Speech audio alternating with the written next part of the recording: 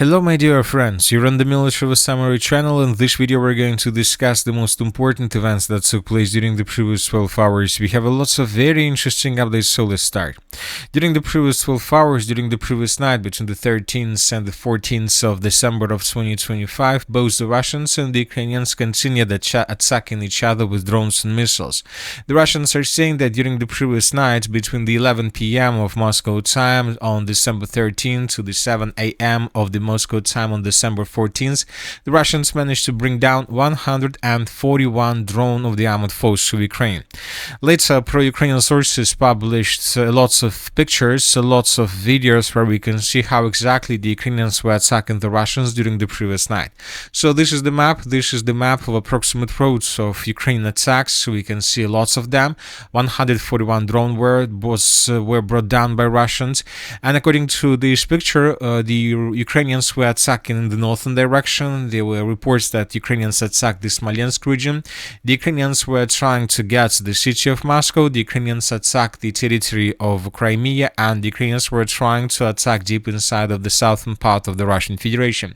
But if you take a look at this picture, you might see that there are not just red arrows, there are blue and green arrows in the southern part, in the bottom part of the picture, which means that Ukrainians were using not just drones, Ukrainians were using missiles as well. So during the previous night, we received videos from different parts of Russia. For example, this is the settlement of Uripinsk, and here, according to information we have, Ukrainians managed to damage an oil refinery in this area. But the Russians this morning strike back. The Russians were attacking mainly the region of Odessa. Once again, if you take a look at this picture, you might see that missiles were launched from the Odessa region. So these yellow, these green, and these blue arrows are coming exactly from the Odessa region. And this is the reason probably why the Russians were attacking the Odessa region during the previous days. I would like to remind you that yesterday the Russians attacked this territory. The Russians attacked first this vessel. Most likely the Russians supposed or thought that this vessel brought arms, missiles or parts or different equipment for the armed forces of Ukraine for this massive attack. So that is why most likely the Russians damaged the vessel. Furthermore, the Russians destroyed almost completely the entire energy infrastructure of Odessa region. And after this massive attack that took place during the previous night, the Russians began bombing and attacking the Odessa region once again. During the previous night, we received lots of videos from this area. For example, in this video, we can see the partial blackouts of the Odessa region, according at least to the author of this video.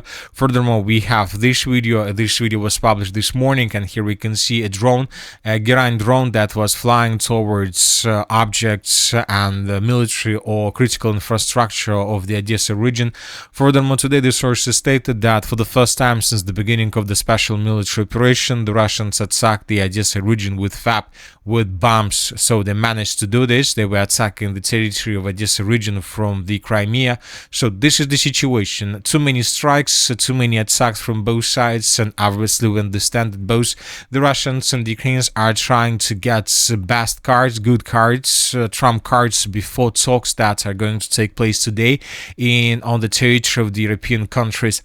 The Ukrainians stated that during the previous night they managed to bring down 139 drones and missiles that were launched from the Russian side. That the Russians launched 139 drones and Ukrainians managed to bring down just 110. So both, once again, Ukrainians and Russians are trying to get best cards, best negotiation positions before negotiations themselves. And today we got report from the United States of America about the proposal that Europe and Ukraine are going to hand over to the United States of America. The Ukrainian version of the peace plan sent to the US rejects the withdrawal of troops from Donbas and the abandonment of NATO, according to the New York Times. The new 20-point peace plan draft, which Kyiv presented as a counter-offer to the American one, enshrines Ukraine's refusal to cede control of Donbas. 5 Western officials familiar with the plan's contents told the New York Times. Plan states that Ukraine must retain control over the remaining Ukrainian armed forces those territories in the east. According to Trump's peace plan, Kiev was supposed to cede all of Donbas, according to the senior European Union and US officials. Kiev also removed the US position on renunciation of the country's right to join NATO, according to senior Western officials. So this is the plan that today the United States of America, Ukraine, and Europe are going to discuss. According to information we have, this is going to happen on the territory of Germany. So we'll see what is going to be next with this, but obviously the situation is very difficult.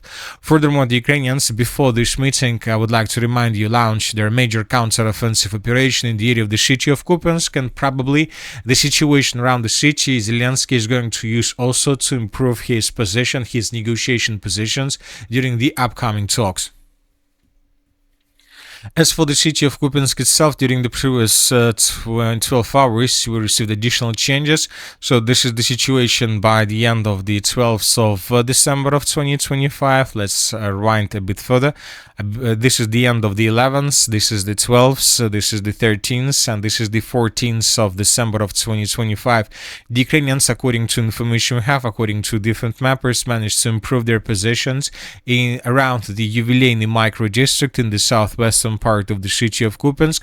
Furthermore, the Ukrainians improved their positions around the Korolenko Street in the northwestern part of the settlement. Furthermore, different mappers expanded a gray zone in the northwestern part of the settlement. So these are the changes between the dates, right, exactly from this, let's say, part of the city of Kupiansk. So the situation remains tense. Ukrainians continue counteroffensive, but most likely when talks on the territory of Europe finish today, most likely Ukrainians will finish their counteroffensive operation in the area of the city of Kupiansk. They need good cards, they need more weapons, they need to have better positions and better. They need to have a better draft of the peaceful settlement, of documents of the peaceful settlement of the conflict. Now let's talk about the Syria's direction, where the Russians recently have launched the Sloviansk offensive operation. The Russians, as of now, are focused to improve their positions in the vicinity and in the area of Seversky Donetsk River. The Ukrainians today reported that they managed to finish the reconstruction of the Izum-Sloviansk road. This is the main supply road that Ukrainians currently have in this direction. As you can see, this road was completely protected with the protection nets, and Ukrainians made a post about this today. They are saying that now this road is under complete control, completely secured. The road is completely improved, because we know that this is the main problem for Ukrainians during every single battle that been taking place since the beginning of this special military operation. The Russians establish control over the main logistic lines, it's just a matter of time when this or that town or city falls in the Russian hands. So that is why the Ukrainians improve their positions here, and the Ukrainians are trying to tell us that they are ready to fight with the Russians in this area, and that they're not going to withdraw their positions from this territory. The Russians from their side improve their positions as well. So these are the changes on the ground in the area of the settlements of Dibrovo and Ozerna. Today several neutral mappers stated that Russians improved their positions, and as we can see, according to this configuration of the front line, both villages are about to be taken by Russians.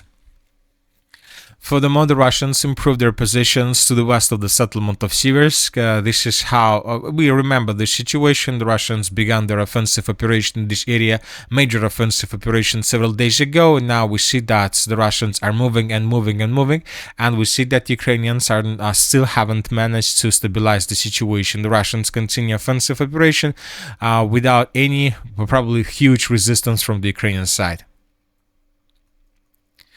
Now let's move further and let's discuss the situation in the area of the city of Konstantinovka. We have small changes.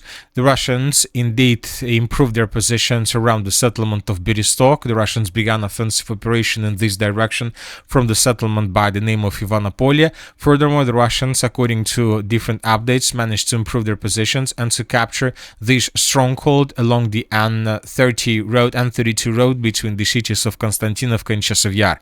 In this video, we can see how Ukrainians were attacking positions of the armed forces of the Russian Federation with FPV drones. This episode took place right exactly at this point. Based on this video, we adjusted the map in this area. As for the city of Pokrovsk, during the previous 24 hours, we haven't received anything special. Probably the most important video is coming from the 0525 road. The videos, two videos, were published by pro-Ukrainian sources, and here we can see how Russians were regrouping in this area with the purpose to continue offensive operation further in the direction of the settlement of Grishina. So there are lots of videos how Russians were ambushed right exactly at this point, but from the other side, this video confirms that Russians have possibilities to concentrate their forces in the northwestern part of the settlement with the purpose to attack further in the direction of the settlement of Grishina, and currently there are very heavy clashes for the village of Grishina already. As for the Zaporozhye direction, during the previous 24 hours, during the previous 12 hours, we received report that Russians improved their positions along R85 road. And right before we started making this video, several sources stated that Russians managed to capture the settlement of Varvarovka. So we haven't received a video yet, but I believe that the video would be published in coming hours, and most likely the Minister of Defense of the Russian Federation will confirm this information. And if this is true, then we will discuss the situation in detail during the evening update. So the Russians once again managed to take the last settlement on the Russian side of the river of Gaichul, which means that the battle for the Russian side of the river has finished. Russians now will try to move further in the western direction, and it seems that Russians are going to cross the river of Gaichul with the purpose to take under control positions of the armored forces of Ukraine on the Ukrainian side, which will be a very, very important step towards the city of Zaporozhye itself. And that's it for the short video. Military Summary channel reminds we condemn any violence in the world. Thank you for your watching, subscribe to my channel, put your likes, join my Patreon, and have a good day. Bye bye.